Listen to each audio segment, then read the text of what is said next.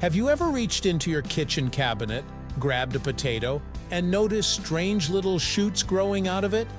They look harmless, almost like tiny roots, but they can instantly make you hesitate. You might wonder whether you should cut them off, cook the potato anyway, or throw the whole thing away. Potatoes are such a common food that it feels strange to question their safety. But when sprouts appear, something is clearly changing. Today, we're going to break down what potato sprouts really mean, why they happen, and whether they're actually dangerous, right here on History of Simple Things.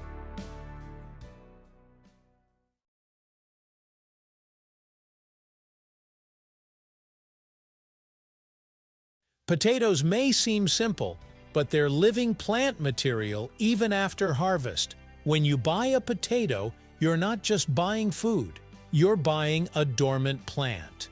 Given the right conditions, that potato tries to grow again. Sprouts appear when the potato senses warmth, moisture, and time. This is its natural survival mechanism. From the potato's perspective, sprouting is a good thing. From a food safety perspective, it's a warning sign.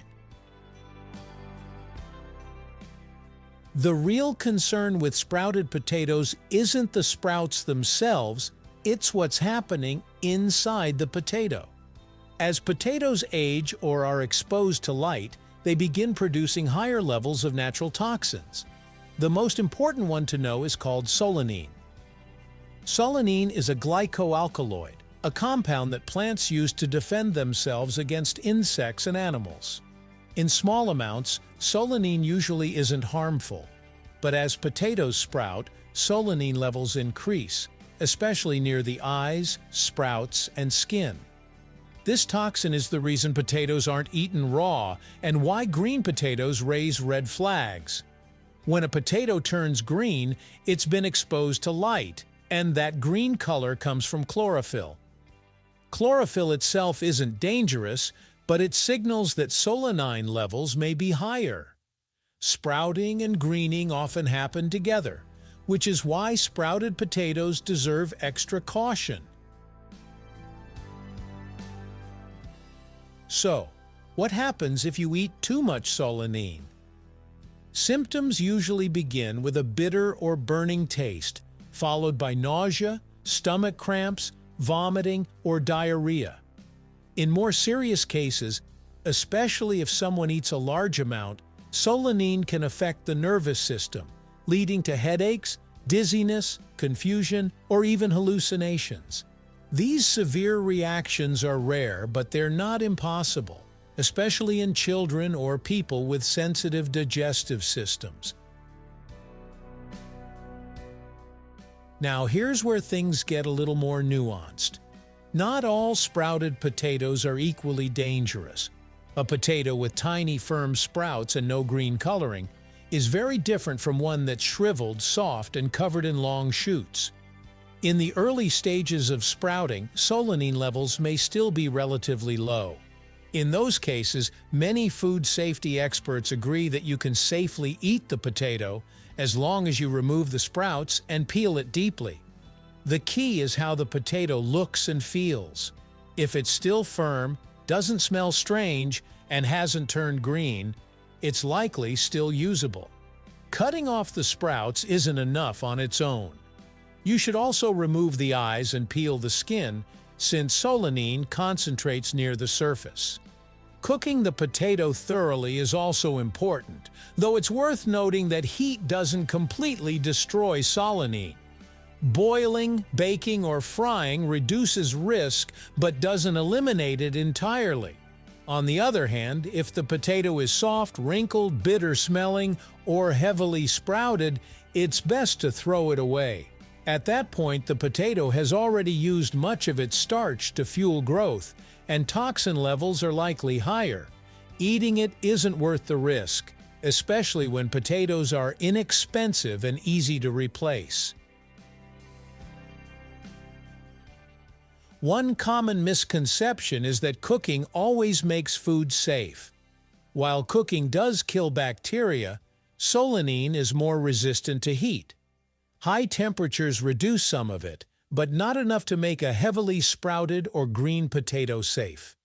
That's why peeling and trimming are just as important as cooking, and why some potatoes simply shouldn't be eaten at all. Another thing people often ask is whether potato sprouts themselves are dangerous. The answer is yes.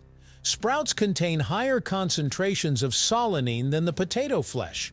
They should never be eaten raw or cooked. Even small amounts can taste extremely bitter and cause digestive discomfort. If you're trimming a potato to save it, make sure every sprout is completely removed. So why don't we hear about potato poisoning more often? The truth is, modern food storage and farming practices have reduced the risk significantly. Most potatoes sold today are bred to produce lower levels of solanine. They're also stored and transported in dark, cool environments to slow sprouting.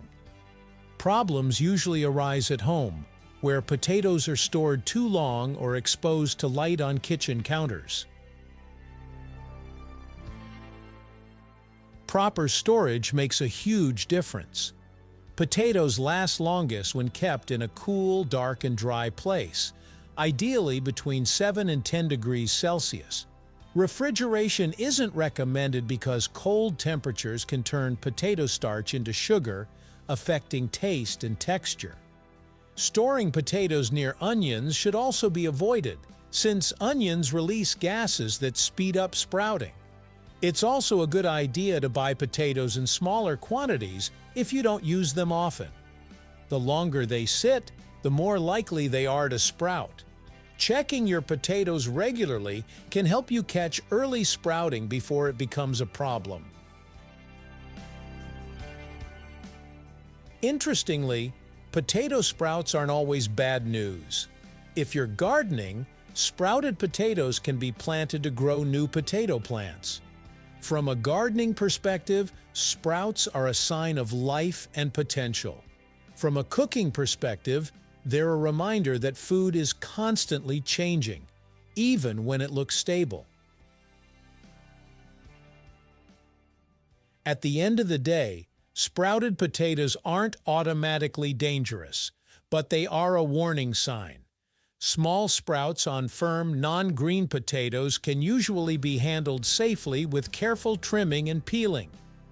Large sprouts, green skin, bitterness, or softness mean the potato has gone too far and should be discarded.